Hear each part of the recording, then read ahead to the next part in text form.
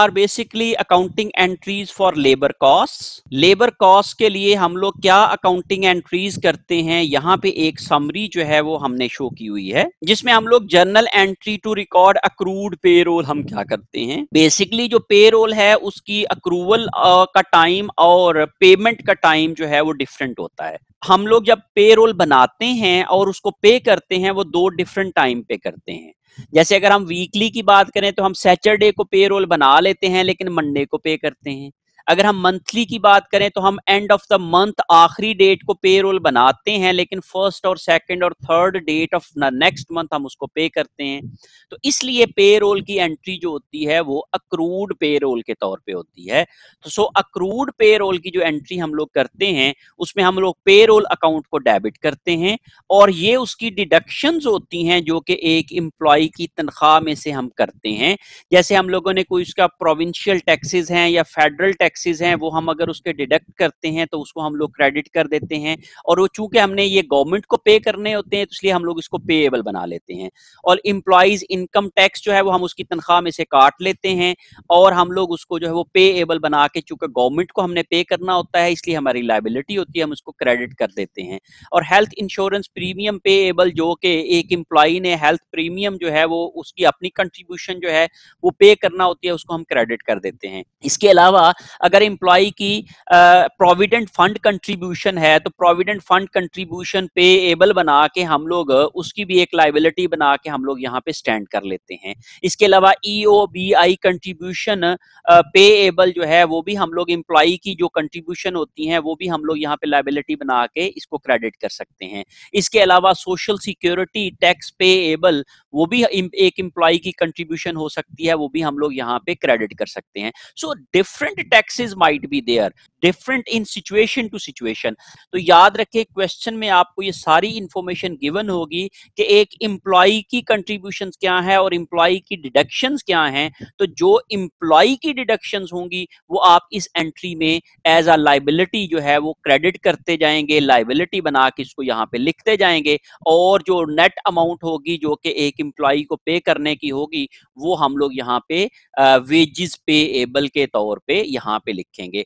ये जो payroll records हमने पिछली लेक्चर में जो है वो डिस्कस किया था, और जिसमें हम लोगों ने उसके जो डिफरेंट पहले ग्रॉस वेजेस कैलकुलेट की थी, फिर उसकी डिडक्शंस सारी कैलकुलेट की थी, और एंड पे जाके हमने उसके नेट वेजेस कैलकुलेट किए थे।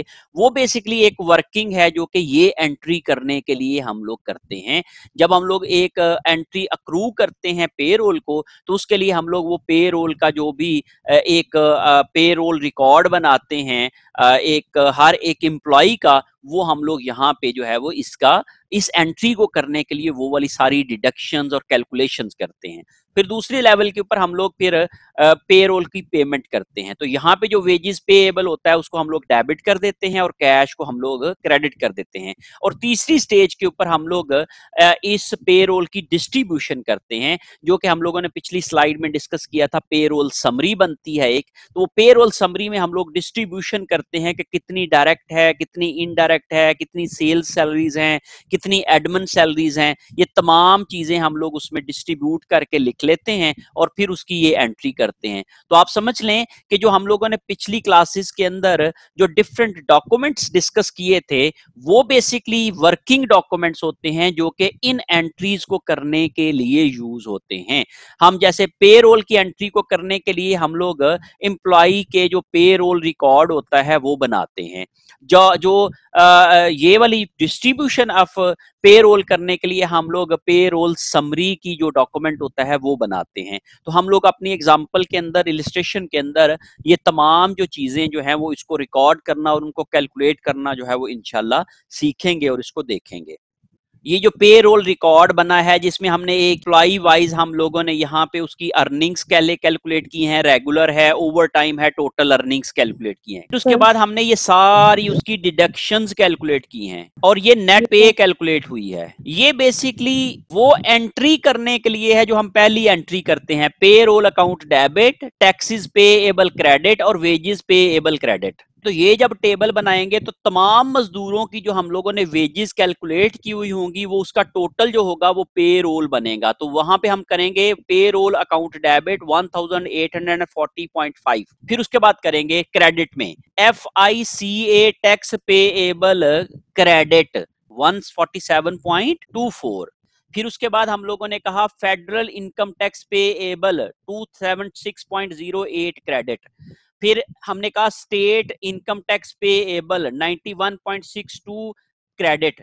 फिर हमने कहा local income tax payable 18.41 credit. फिर हमने कहा हेल्थ इंश्योरेंस पेएबल, फिर हमने कहा 120 क्रेडिट। एम्प्लॉय एडवांसेस क्रेडिट, वो हम लोगों ने जो एम्प्लॉय के एडवांस थे पहले हमने उनसे लेना था, वो हमारा एसेट था, हम लोगों ने उसको एसेट को कम कर दिया तो हमारा वो एसेट कम हो गया, मीन हमने उनकी डिडक्शन कर ली, तो वो भी हम लोगों ने क्या किया, क्रेडिट। और नेट पे वेजेस जो आ गए उसको हम लोगों ने कहा वेजेस पेएबल, तो वो आएगी अमाउंट 1137.15, ये वाली अमाउंट उसकी हम लोग नेट वेजेस में लिख देंगे।